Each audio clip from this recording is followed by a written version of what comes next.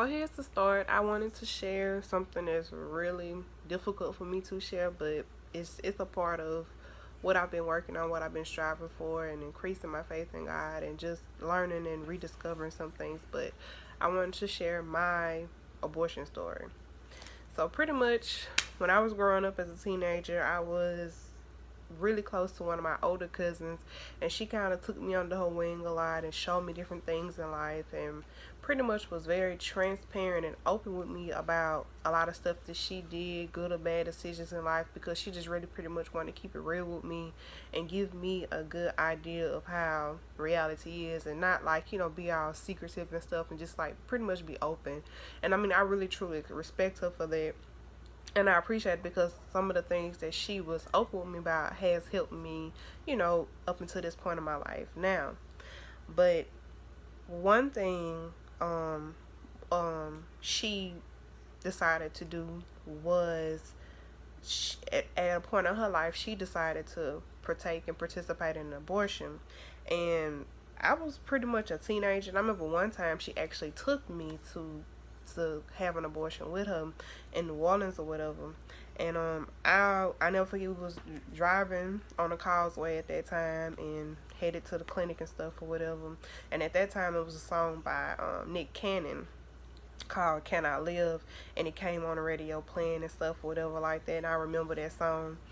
And on top of that, I even remember us driving behind like the 18-wheeler trucker. You know how sometimes a vehicle be really dirty and somebody will write in their hand, write with their hand or whatever on the dust of a vehicle, and on the back of the 18-wheeler it said choose life. And I remembering, feeling like, it was not right, or in my heart I feel like it wasn't right and stuff, whatever like that. But I mean, I still was supportive and going with her, whatever like that. And I really didn't have too much, to say about her or anything like that. I was just going with my cousin and going along and driving her back as she needed me to do, because I was old enough at that time to do so. I remember she always told me, she was like, when you have kids, you have to raise your kids. You're going to be responsible for your kids, So as many kids as you have, at the end of the day, if the daddy walk out, or you left on by yourself, or you don't have family support, or whatever the case may be, you're going to be held responsible for your kids. And you have to think about that and take that in consideration. And then also, when you have kids, it does, or it can get in the way of the things you're trying to pursue in your life and your career, or whatever desires or will that you're chasing after.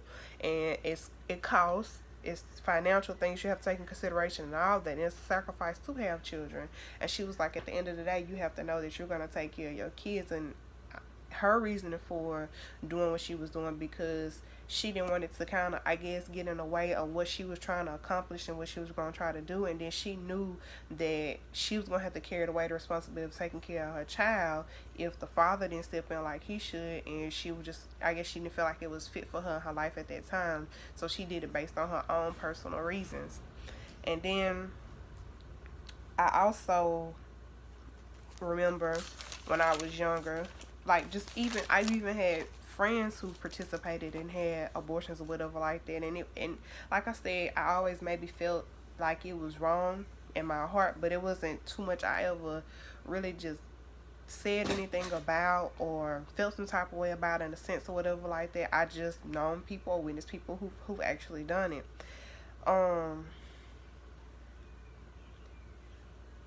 I Now, my situation came about when I was in nursing school, and this was about year 2010. And at this point, I have already had two kids. I had my son Jaden and my daughter Jade.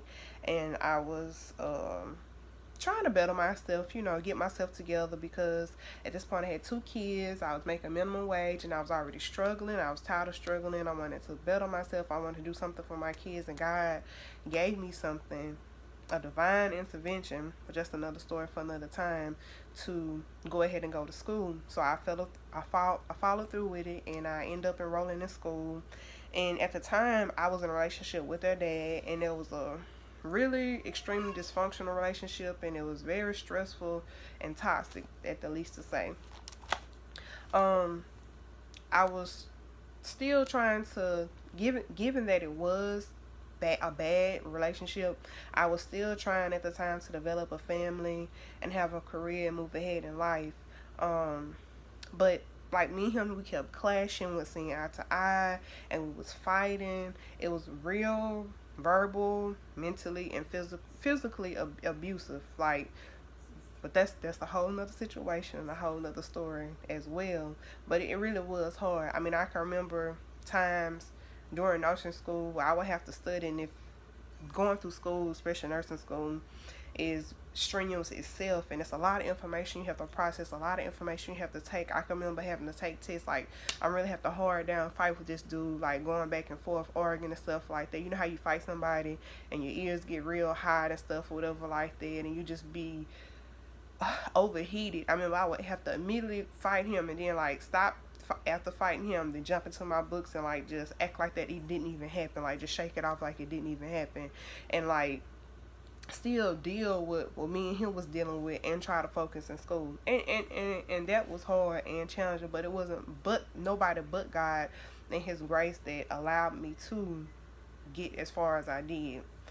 Now, given that the situation was toxic and it was abusive and all that and stuff or whatever me and him was making, I have to take responsibility, and I have to say at this point I still chose to have unprotected sex with him. I still chose to stay in the relationship given the fact that this was going on, you know. So by me choosing to have unprotected sex with somebody that we're not seeing eye to eye with and clashing with, that's not good for me, I brought this on, you know, myself or whatever. This is something that I created by participating and staying with somebody like that. Which, I mean, we all may or may not go through these things, like, but I'm just saying that at this point I have to acknowledge my responsibility and be accountable for the decisions I made when I stayed in a relationship like this with him. Okay, so like I said, I kept having sex with him, and you have to understand and know that anytime you have sex with somebody, the first time, the fifth time, 25th time, you always giving that person power to become a father of your child. Anytime that you engage in sexual activity, it's always a possibility that you can become pregnant, period, point blank. Whether you're married or you're not married, there's always a possibility that can happen. And so that's pretty much what happened. I ended up getting pregnant. I'll never forget, I was like, is my third or my fourth semester in school, and I was going to clinicals and stuff, whatever like that, and I passed out at the nursing station. Like, I never passed out. Like, something was obviously wrong, and I came up pregnant. I remember trying to hide it and go through all this stuff or whatever, and it was a lot of pressure to deal with it because I was still dealing with him, and like I said, I was trying to hold together what I thought was this and that and hold together a relationship. In the meantime, I'm trying to get myself together, and he in the streets paying cops and robbers and stuff, and he wasn't in a good place either. And then on top of that, he wasn't in a good place either, and he was going through some things himself. Me and him wasn't, you know, in a good place because of the abuse, because of the drama, because of the dysfunction that was continuously going on. Like, it was extremely toxic and becoming unsafe and unbearable. So, like I said, I got pregnant.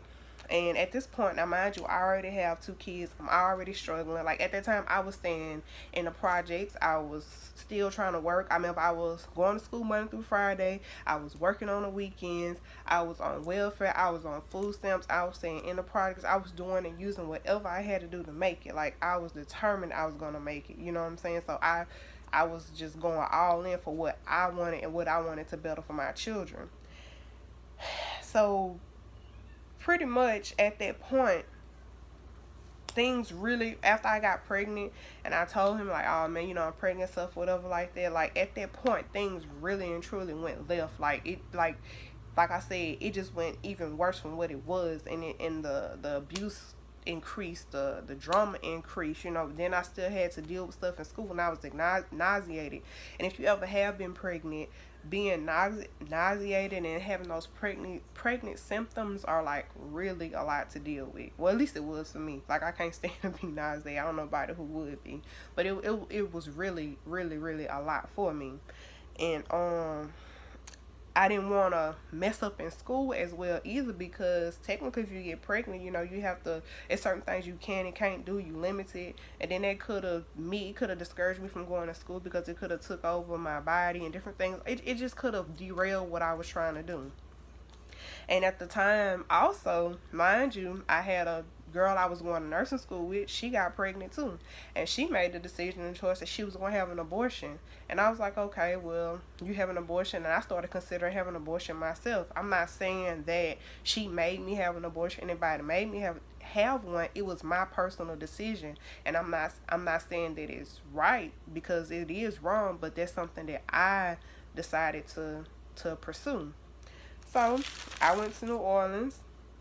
I went to the clinic, the counseling, all that, the different things that they was, saying and asking and requiring you to do. I came up with the money. He helped come up with the money. He actually took me to the abortion. He brought me back from the abortion, and I still remember, like, I remember to this day, like, I was like telling him that he was tell we was fussing or fighting about something, and I was like, man, you're gonna drive me crazy and stuff. And he was like, I am gonna drive you crazy, and you gonna have this baby, and I want this baby to drive you crazy and stuff like that. I remember him saying, like, he wanted me to go crazy and have this baby, and I'm like, ain't no way I'm about to sit here and let a man, bring me to that point. Which, I mean, I probably should have, of course, I should have already left at this point, but I'm, like I said, I'm still dealing with it.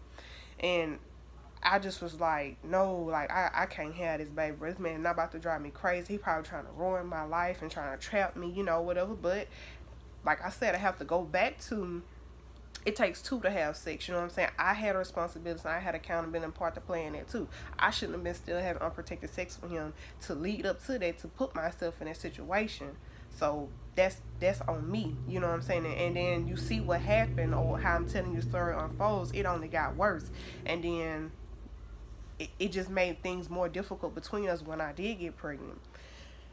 So, even though as a teenager I knew it was wrong, and even as an adult at that time I knew it was wrong, I still wanted to do it, and I had my mind made up or whatever. And even after having two kids, I still was like, I'm going to do it, even though I think over time previously I really didn't believe in abortion. But I feel like because I let the pressure of my situation weigh in on me, and dealing with him and not handling my situation the way I should have, I chose to pursue to have an abortion. So let's see, I'm trying to make sure I stay with my storyline. I actually remember to this day, like, going through the procedure. Like, abortions really do hurt. Now, I'm not talking about the pill. I actually had the physical abortion. I remember getting sedated, and how I felt, and sitting up on the table, and the pressure when they put the vacuum in you and everything. Like, I remember all that, and I remember it it really didn't dawn on me, like, what I did until after I did it. It was like, you really did this. Like, you really went through and you had the abortion. And then it's like, I just remember everything. I remember everything. I remember going through it, the feeling I had after it. And then, no lie, it wasn't up until the fact after it actually went through. That's when all the feeling hit me. That's when all the guilt, all the shame. I felt so bad. I felt so bad. It's okay, baby. And I truly, truly regretted doing that. Lord knows I did. I truly regretted doing that, because that was something I had never intended on doing. Like, no, that's not me. I know that we all fall short and we make bad choices in life, but I didn't ever, I would never look back at myself and say, like, wow, you really went through with it. This concludes our video. My husband will share his story at a later time. If you have a story or a testimony of faith you would like to share, please send it to P.O. Box 62002, Lafayette, Louisiana 70596, or you can email me at writtenfaithnote@gmail.com. And again, that's writtenfaithnote@gmail.com. Thank you. Be blessed and be kept.